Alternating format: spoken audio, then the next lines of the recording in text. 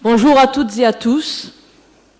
Bonjour et bienvenue à la Fondation Rollin, dont nous célébrons aujourd'hui, dans la reconnaissance, le 150e anniversaire. C'est une joie, une émotion aussi, de vous recevoir ce matin dans cette chapelle qui est au cœur de l'œuvre de charité créée par le pasteur Rollin. Aujourd'hui est un jour de fête. C'est le Seigneur lui-même qui nous accueille maintenant dans sa paix et dans son amour. C'est Dieu lui-même qui nous accueille chez lui, car il fait toujours bon accueil. Chacun de nous a pu l'entendre, Dieu l'a dit dans sa parole, jusqu'à l'achèvement des êtres et des choses, jusqu'à l'accomplissement avec vous, je me tiendrai. Et c'est comme une charpente dans l'immiettement de nos jours. Chacun de nous a pu l'entendre, Dieu l'a dit dans sa parole, à n'importe quelle heure, ma porte est ouverte, il suffit d'entrer et de vous asseoir près de moi. Et c'est comme une nourriture dans l'épuisement de nos jours. Chacun de nous a pu l'entendre, Dieu l'a dit dans sa parole, si vous êtes ensemble à cause de moi, je suis au milieu de vous. Et c'est comme une présence dans l'isolement de nos jours. C'est Dieu qui donne rendez-vous dans sa parole. Une parole qui nous conduit, qui nous invite à remettre de la foi dans nos discours, à mettre de l'espérance dans nos vies, à mettre de l'amour dans nos engagements. Que le Seigneur bénisse ce temps de culte et qu'il nous donne d'être des anges les uns pour les autres, annonciateurs de la grâce et signes de son amour. Et je vous invite à la prière. Nous voici, Seigneur, dans ta maison. Nous t'en prions, viens illuminer par ta présence le temps que nous allons vivre maintenant, afin que son éclat rayonne jusqu'au fond de notre vie. Amen.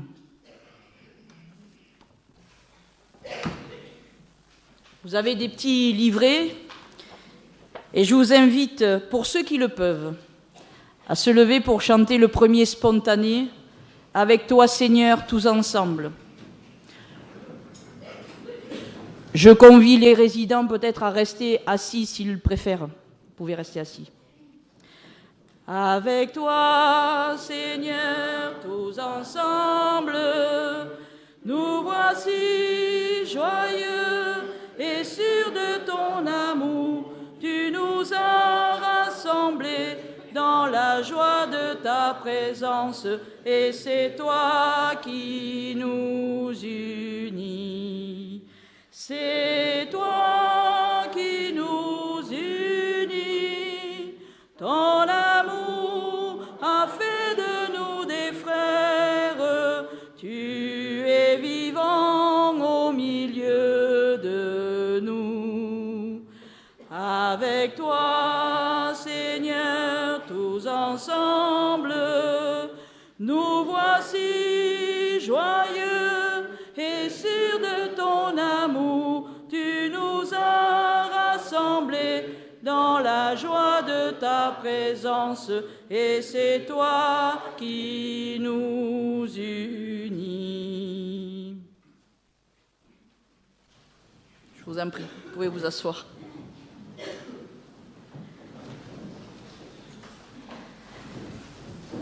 Ensemble, nous louons le Seigneur. Merci Seigneur pour ce jour de fête et de reconnaissance que tu nous offres. Merci pour tout ce que cette journée contient de rencontres.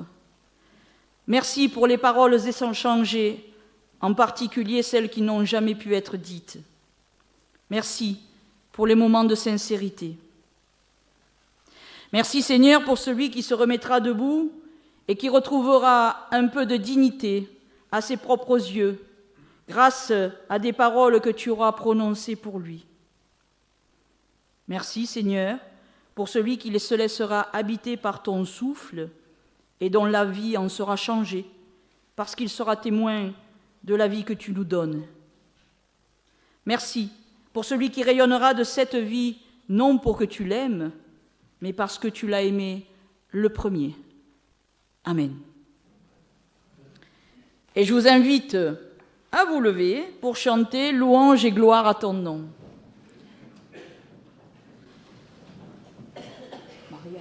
Monsieur Guy, restez assis.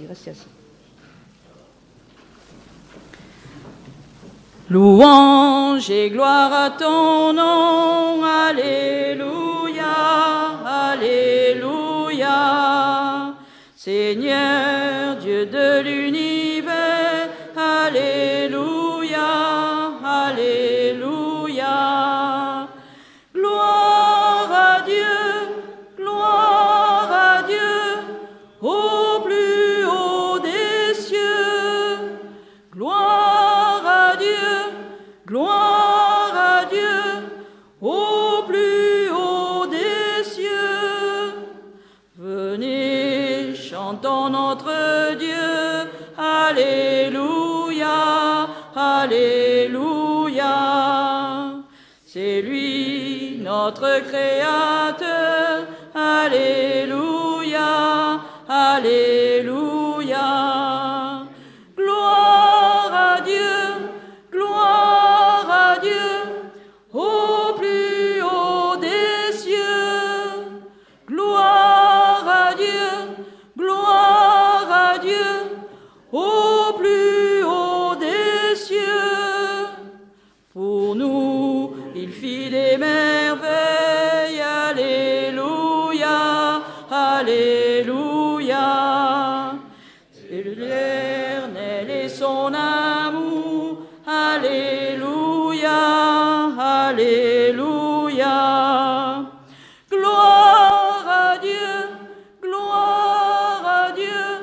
au plus haut des cieux. Gloire à Dieu, au plus haut des cieux.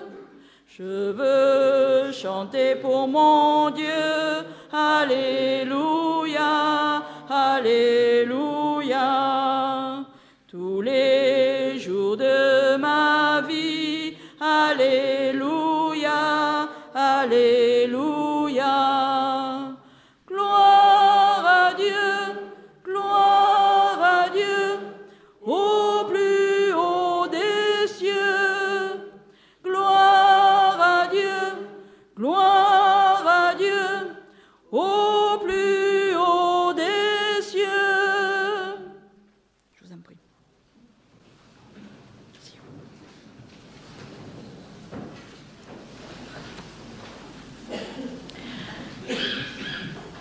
Nous écoutons maintenant ce que Dieu veut pour nous et ce qu'il nous donne la force de faire.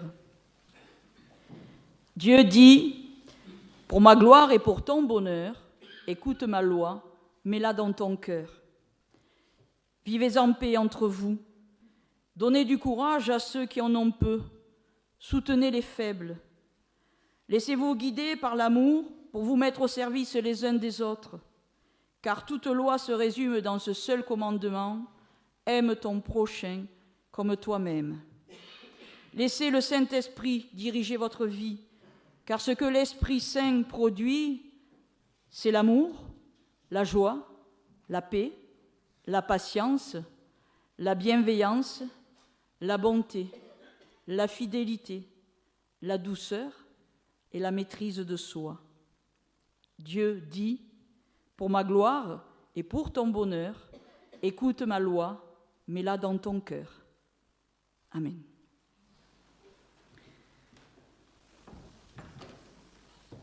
Tel que je suis bien vacillant, en proie au doute à chaque instant, lutte au dehors, crainte au dedans, agneau de Dieu, je viens.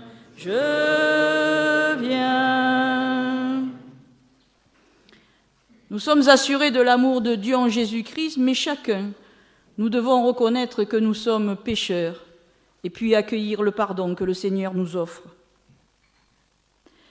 Père, tu sais combien notre foi est timide, notre espérance est peureuse, Notre amour est compté, notre prière paresseuse. Mais lorsque nous ouvrons notre Bible, nous y lisons que tu es un Dieu qui accueille et qui pardonne à ceux qui se tournent vers toi.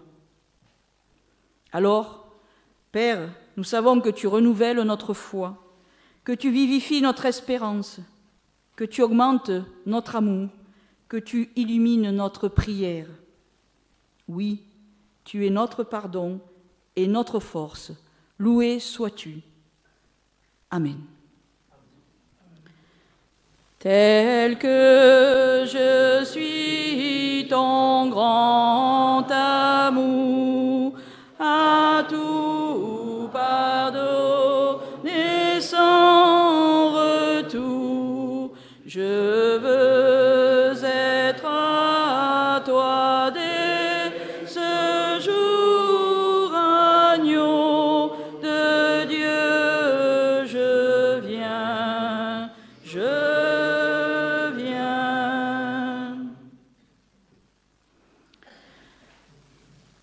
Nous prions Dieu avant de lire les Écritures afin qu'elles deviennent pour chacun de nous paroles de vie.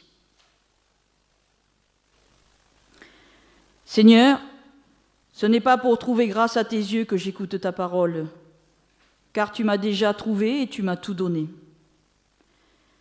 Si j'écoute ta parole, c'est parce qu'elle me fait vivre, c'est parce qu'elle me délivre, c'est parce qu'elle me console. Elle est le pain de ma route, la paix dans mes tourments, la force de mes jours. Envoie maintenant ton Esprit Saint sur chacun de nous, pour qu'il dessille nos yeux et façonne nos oreilles, pour qu'il inscrive ta parole au plus profond de nous-mêmes et qu'elle nous accompagne sur nos chemins. Et qu'à l'écoute de ta parole, nous retrouvions la volonté et la spontanéité d'une vie tournée vers les autres, pour que nous puissions te reconnaître en tout homme et vivre de ta vie. Amen. Je lirai d'abord seulement 2 versets. C'est le premier verset du psaume 127. « Si l'Éternel ne bâtit la maison, ceux qui la bâtissent travaillent en vain. » Ensuite, dans l'évangile de Matthieu, le verset 40 au chapitre 25. « Ce que vous avez fait à l'un de ces plus petits, de mes frères, c'est à moi que vous l'avez fait. » Parole de Jésus qu'appliquait souvent le pasteur Rollin lui-même à son asile du Bon Secours. Et puis, j'ai choisi dans l'évangile de Marc, au chapitre 2, les versets 1 à 12, et ce texte avait été choisi, ce passage de l'évangile avait été choisi par le pasteur Horace Monod de Marseille lors de l'inauguration de l'asile du Bon Secours le 8 mars 1870. C'est pour ça que j'ai pris ce texte-là.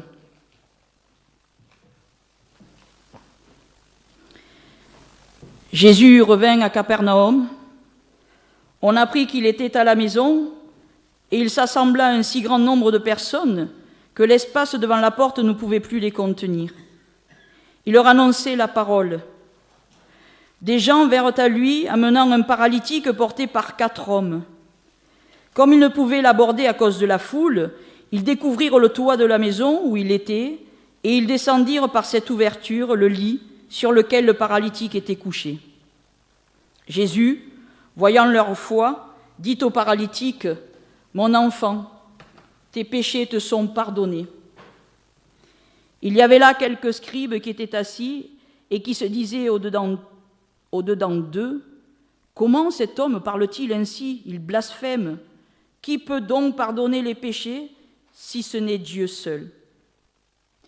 Jésus, ayant aussitôt connu par son esprit ce qu'ils pensaient au-dedans d'eux, leur dit, « Pourquoi avez-vous de telles pensées dans vos cœurs?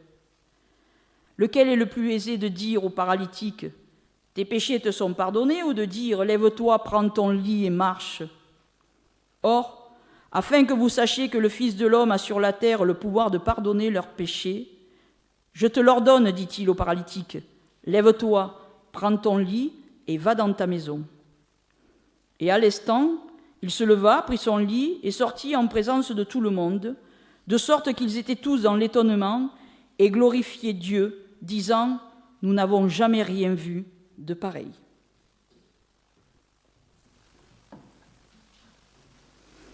Seigneur, tu es notre compagnon de route. Ta parole est la lumière sur notre chemin. Amen.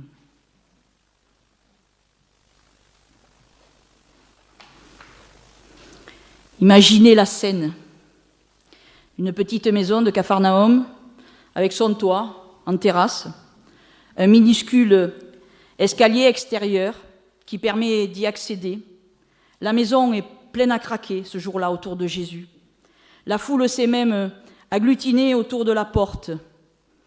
Alors comment faire entrer un homme paralytique sur un brancard et les 4 gaillards qui le transportent? Rien ne les arrête. Les voilà qui hissent le malheureux sur la terrasse et crèvent le toit, qui devait être en torchis et en feuillage. Ils descendent le brancard et le malade à travers le toit. Les gens se bousculent, reçoivent les gravats sur la tête et dans le cou, mais ils sont bien obligés de lui faire la place. Ces 4 gaillards voulaient que leur ami ait une vie meilleure, et ils croyaient que Jésus était capable de l'aider. Ils avaient la foi que Jésus pouvait faire quelque chose pour lui. Donc, ces 4 amis ont donné de leur temps pour amener leur ami paralytique jusqu'à la maison, jusqu'à Jésus. Et arrivés là, ils ont trouvé une solution à leur problème. Leur amour pour ce paralysé les a poussés à continuer, à persévérer jusqu'au bout, même face aux difficultés, jusqu'à crever le toit. Et Jésus, lui, que fait-il ? Bien, Jésus voit leur foi. Une foi qui ne s'exprime pas en paroles, ils n'ont rien dit, n'ont pas dit un mot, mais en acte. Leur foi, c'est crever le toit. Gérard Bessières, prêtre et écrivain, dans un de ses commentaires, propose cette expression « Croire au Christ, c'est crever le toit, c'est lui faire tellement confiance qu'on le provoque à l'impossible. » En réponse, Jésus, lui aussi, crève un toit plus épais que celui de la maison. Il va pénétrer dans le corps de cet homme muré dans son infirmité. « Lève-toi et marche. » Et dans le cœur de cet homme paralysé par son péché, tes péchés sont pardonnés. Pourquoi utilise-t-il ce langage ? Davantage que sur le plan physique, l'homme était malade spirituellement. Jésus devait guérir l'âme avant de s'attaquer au corps. Guérir la maladie physique d'un homme sans purifier son âme ou son esprit équivaut à poser un pansement sur une plaie sans ôter au préalable l'écharde qui l'a causée. Dans son allocution à l'occasion de la pose de la pierre commémorative de l'asile Bon Secours, le pasteur Rolin dira « Nous n'avons pas oublié que notre charité ne serait pas ce qu'elle doit être si elle ne s'appliquait qu'au soulagement des misères physiques sans prendre souci de celles qui affligent les âmes. » Et pendant ce temps, dans la foule, il y a des hommes qui épient Jésus. Ils ne disent rien, mais ils n'en pensent pas moins. Cet homme blasphème, qui donc peut pardonner les péchés sinon Dieu seul ?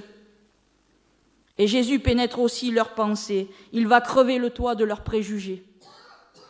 Quel est le plus facile de dire « tes péchés sont pardonnés » ou de dire « lève-toi, prends ta civière et marche » ? Crever le toit, crever la muraille qui paralyse le corps et le cœur d'un homme, crever le toit des préjugés, eh bien voilà ce qui s'est passé autour de Jésus il y a un petit peu plus de 2000 ans. Et aujourd'hui, qu'est-ce qui se passe autour de Jésus ? Après avoir entendu l'évangile de ce matin, la question est toute simple. Et moi, je me la pose souvent. Est-ce que ma foi au Christ ressemble à la foi des 4 gaillards qui ont osé crever le toit pour provoquer Jésus à l'impossible ? Est-ce que ma foi ressemble à la foi du pasteur Rolin, dont l'œuvre de charité était intégralement vouée au Christ ? Je oserais vous dire, acceptez vous aussi de vous poser cette question. Acceptons de la poser plus largement à nos communautés chrétiennes. Parce que nos contemporains attendent que nous leur montrions la vigueur intacte de l'Évangile. Mais nous, qu'est-ce que nous leur montrons ? Par exemple, ce matin, des milliers de chrétiens entreront dans un temple, une église, parce que c'est dimanche. Pousseront-ils mollement la porte pour entrer par habitude, routine, pire, par convention et non par conviction? Ou au contraire, combien vont en quelque sorte forcer la porte, comme on crève un toit, pour se tourner résolument vers le Christ, dans la confiance? C'est dans la confiance que le pasteur Rolin a voué son œuvre en Christ, au Christ, en la personne des pauvres. Et c'est dans la confiance que les 4 hommes ont porté leur ami aux pieds de Jésus.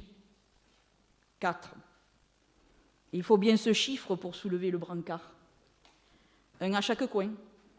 Oui, il faut bien cela, si l'on veut que l'équilibre soit maintenu et le poids bien réparti. Et nous les voyons, nous les imaginons en marche vers Jésus, et ils font ce qu'ils peuvent, courbés, essoufflés par le poids de leur ami. Ils sont cependant là, autour de lui. Il faut être plusieurs pour tenir le coup, pour chercher parmi les possibilités qui se présentent. Et c'est ce que nous devons faire, nous, ici, dans cette fondation. Nous devons travailler à plusieurs, ensemble, en équipe. Nous devons marcher par 4 pour porter nos résidents, pour garder l'équilibre du brancard. Mais 4 ne veut pas dire 4 infirmières, 4 aides-soignantes, non. Le 4 peut être composé d'une infirmière, d'une ASH, d'une animatrice, d'une maîtresse de maison. Il peut être aussi composé, ce 4, d'une infirmière, d'une aide-soignante, d'une ergothérapeute, d'un aumônier ou d'un accompagnant spirituel. Nous pouvons et nous devons tous ensemble prendre soin de nos résidents. Chacun a un rôle à tenir dans la prise en charge. Leur bien-être, même si je sais que cela est important, et je n'irai pas dire le contraire devant mes collègues ce matin, ça ne s'arrête pas à une toilette, un pansement, une piqûre ou un médicament, non.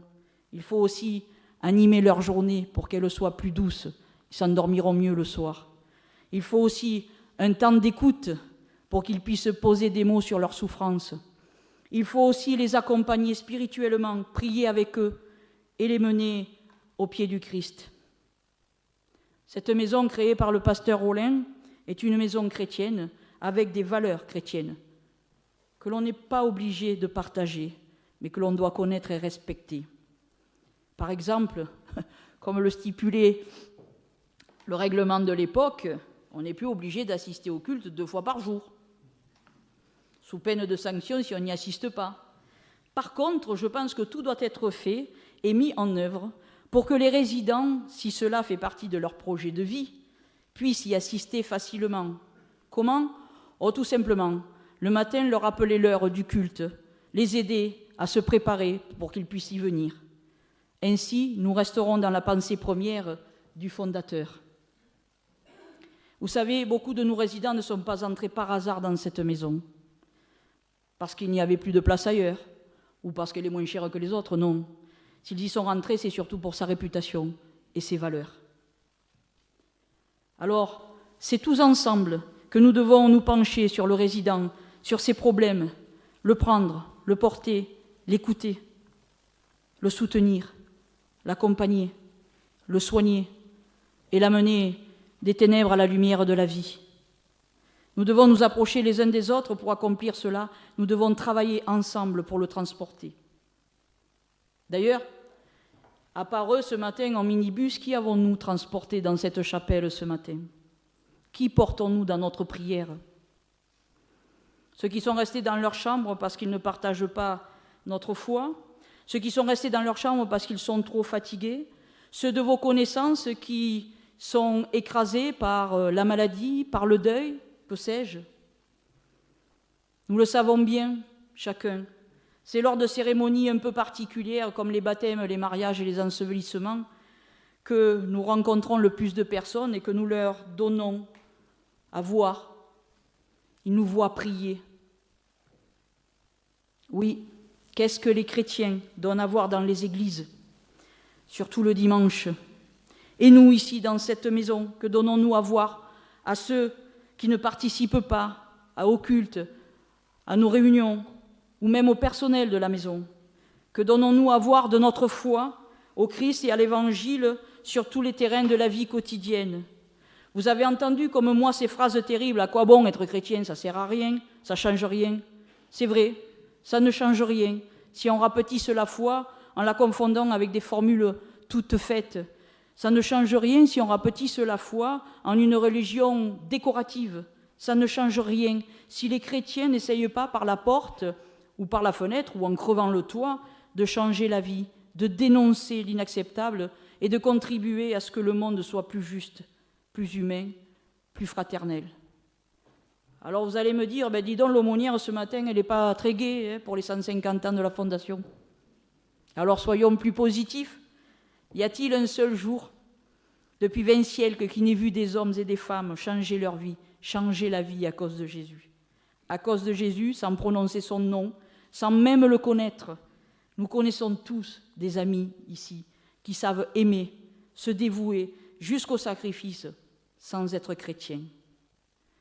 C'est que, et cela aussi est une bonne nouvelle, le Christ nous a appris que le cœur de l'homme est fait de ce goût de l'impossible et que c'est Dieu qui a déposé cet amour-là dans le cœur de tout homme, un amour qui peut crever les toits, faire sauter les murailles et les frontières. Oui, c'est Dieu en premier. Si l'Éternel ne bâtit la maison, ceux qui la bâtissent travaillent en vain. Voilà, nous avons essayé ce matin de découvrir quelque chose de la richesse de cette page d'Évangile. Quel bonheur, je dirais, de se mettre à l'écoute de ce paralytique et de ses porteurs. L'acte d'amour de ces 4 hommes a permis une rencontre du paralytique avec Jésus, rencontre qui a eu pour conséquence la guérison du corps, mais aussi de son âme et de son esprit, par le pardon des péchés accordé par Jésus. Ensuite, que sont-ils devenus? L'Évangile n'en dit rien. Ils sont repartis, sans doute illuminés, par cette rencontre. On ne sait même pas leur nom. Et je vous dirais, ne cherchez pas. Le paralysé qui veut guérir, les 4 porteurs, eh bien, ils n'ont cessé de marcher depuis 20 siècles. Parce que c'est vous, c'est moi, c'est nous tous, si nous le voulons bien. Je crois qu'il y a quelque chose de très important dont nous devrions être constamment convaincus et qui devrait remplir tous les instants de notre vie. Nous portons en nous, dans nos actes d'amour et de foi, le destin de tout ce qui nous entoure, nos proches, mais aussi nos moins proches. Et nous avons besoin les uns des autres pour accomplir notre tâche et pour marcher ensemble d'un même pas dans la même lumière. Je terminerai juste avec la dernière phrase de l'allocution du pasteur Rollin à l'occasion de la pose de la pierre commémorative de l'asile du Bon Secours, le 23 avril 1867. Voilà ce qu'il dit. « Remercions le Seigneur, notre Dieu, de toutes ses gratuités à notre égard, et que chacun de nous le prie en son cœur de bénir notre entreprise, afin que l'édifice élevé et approprié à sa destination devienne pour nous tous un centre d'union, de concorde, de paix, et en même temps une source d'encouragement dans la pratique des bonnes œuvres auxquelles nous sommes tous appelés pour la sanctification de nos âmes et la gloire de notre Seigneur et Sauveur. Amen.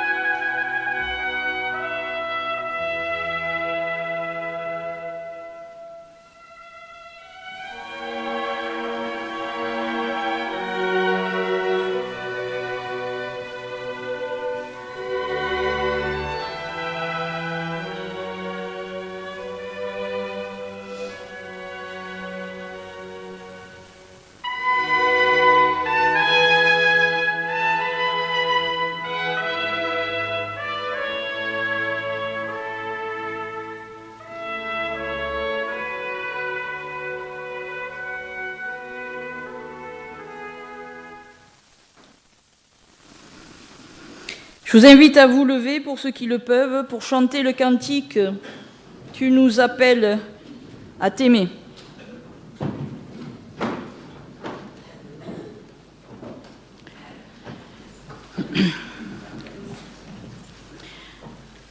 Tu nous appelles à t'aimer en aimant le monde où tu nous envoies. Ô Dieu fidèle, donne-nous en aimant le monde de n'aimer que toi. Allez par les chemins, criez mon évangile. Allez, pauvres de tout, partagez notre joie. Tu nous appelles à t'aimer en aimant le monde où tu nous envoies. Ô Dieu fidèle, donne-nous en aimant le monde de n'aimer que toi. Soyez signes d'amour, de paix, de tendresse. Ayez un cœur d'enfant, soyez simples et vrais. Tu nous appelles à t'aimer en aimant le monde où tu nous envoies. Ô Dieu fidèle, donne-nous en aimant le monde de n'aimer que toi. Pour être mes témoins, veillez dans la prière. Mon royaume est en vous, il attend votre cœur. Tu nous appelles à t'aimer en aimant le monde où tu nous envoies. Ô Dieu fidèle, donne-nous en aimant le monde de n'aimer que toi. L'Esprit vous conduira sur des routes nouvelles. Allez, ne craignez pas, je demeure avec vous. Tu nous appelles à t'aimer en aimant le monde où tu nous envoies. Ô Dieu fidèle, donne-nous en aimant le monde de n'aimer que toi. Je vous en prie, asseyez-vous.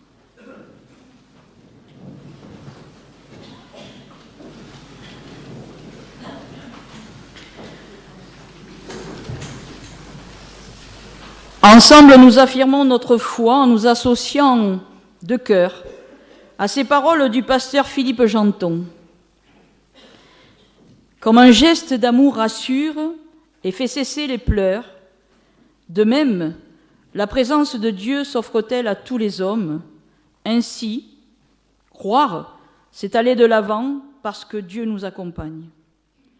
Croire, c'est vivre parce que l'amour de Dieu nous sauve de l'absurde et de la mort. Croire, c'est aimer parce que Dieu nous en donne le courage. Croire, c'est espérer parce que en Christ, Dieu révèle le sens de ma vie. Croire, c'est me réconcilier avec moi-même et avec les autres parce que Dieu m'en donne la liberté. Croire, c'est vivre de paix parce que le Christ est venu réunir tous les hommes. Croire, c'est être libre d'être qui je suis, parce que c'est ainsi que Dieu m'aime. Croire, c'est vivre de tout cela, et tant d'autres choses aussi, parce que Dieu est venu et vient encore nous dire, que la foi est possible, que l'amour est possible, que la vie est possible. Amen. Nous chantons le spontané « Magnifique est le Seigneur ». Magnifique est le Seigneur, tout mon cœur pour chantez Dieu, magnifique est le Seigneur. Alléluia, Alléluia. Que puissance, honneur et gloire reviennent au Dieu trois fois saint, aujourd'hui et à jamais. Alléluia, Alléluia. C'est maintenant le moment de l'offrande. L'apôtre nous dit que celui qui donne de ses biens le fasse avec une entière générosité, et celui qui aide les malheureux le fasse avec joie.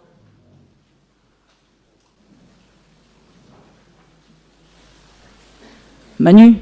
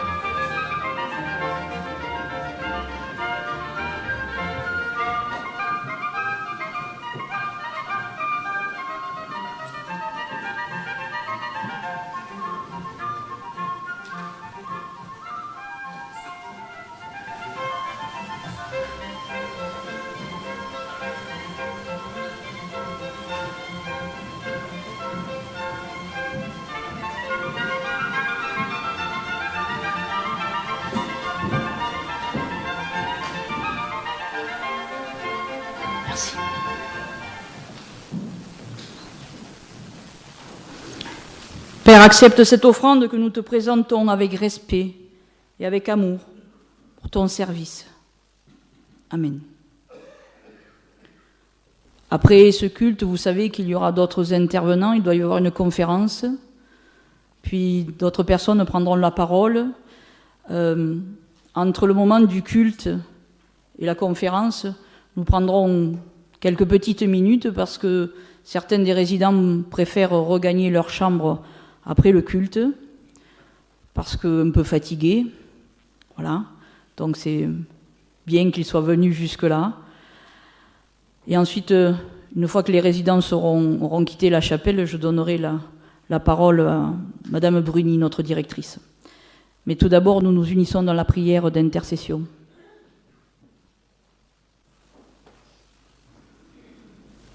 Père, en ce dimanche où nous célébrons dans la reconnaissance le 150e anniversaire de la Fondation Rollin, c'est vers toi que nous élevons notre regard pour te prier. Aide-nous à croire en ta parole, que nous ayons le courage de diriger notre vie selon ton amour et de produire alors des actes de vérité comme des fruits nouveaux. Nous te demandons d'élargir l'espace de nos vies. Nous te demandons d'avoir un cœur assez désintéressé de lui-même pour que beaucoup puissent y trouver leur place. Et nous souhaitons pouvoir cueillir, accueillir, recueillir les êtres et les choses qui surviennent sur nos chemins. Chanter avec ceux qui rient, pleurer avec ceux qui souffrent, songer avec ceux qui rêvent, crier avec ceux qui protestent, dire oui avec ceux qui construisent, dire non avec ceux qui résistent, agir avec ceux qui transforment. Réveillons-nous l'ardente conscience d'une foi vécue concrètement au milieu du monde, au service des hommes et des femmes de ce temps. Nous voulons te confier, Seigneur, tous les résidents de cette maison. Donne-nous d'être pour eux des compagnons de route, prêts à leur consacrer du temps, de l'attention. Nous voulons te confier toutes les personnes en souffrance physique ou morale. Et nous pensons particulièrement à ceux qui n'ont pu nous rejoindre ce matin parce que trop fatigués, par qualité ou hospitalisés. Seigneur, nous t'en prions.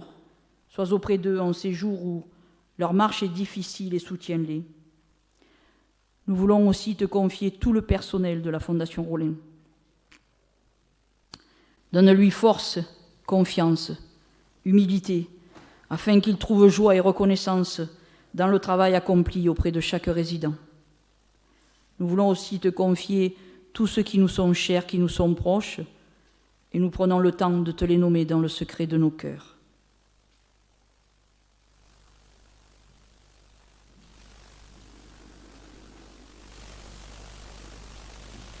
Et par-dessus tout, Seigneur, nous voulons te dire notre reconnaissance de pouvoir te prier et te louer.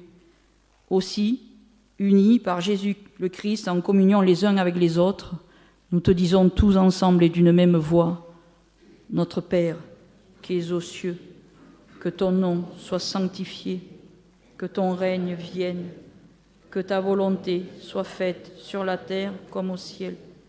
Donne-nous aujourd'hui notre pain de ce jour. Pardonne-nous nos offenses, comme nous pardonnons aussi à ceux qui nous ont offensés. Et ne nous soumets pas à la tentation, mais délivre-nous du mal, car c'est à toi qu'appartiennent le règne, la puissance et la gloire, pour les siècles des siècles. Amen. Je vous invite à vous lever pour entendre l'envoi et recevoir la bénédiction de la part de notre Seigneur.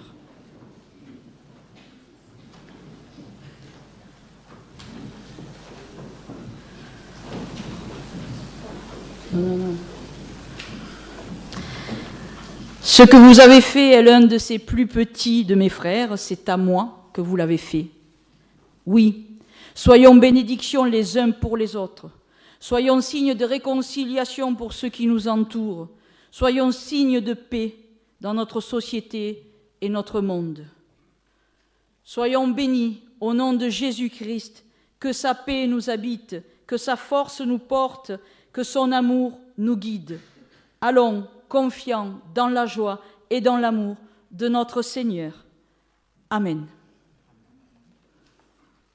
Et nous chanterons le dernier spontané, nous le chanterons 2 fois. Que la grâce de Dieu soit sur toi, pour t'aider à marcher dans ses voies. Reçois tout son pardon et sa bénédiction. Vas en paix dans la joie, dans l'amour. Que la grâce de Dieu soit sur toi, pour t'aider à marcher dans ses voies. Reçois tout son pardon et sa bénédiction. Vas en paix dans la joie, dans l'amour.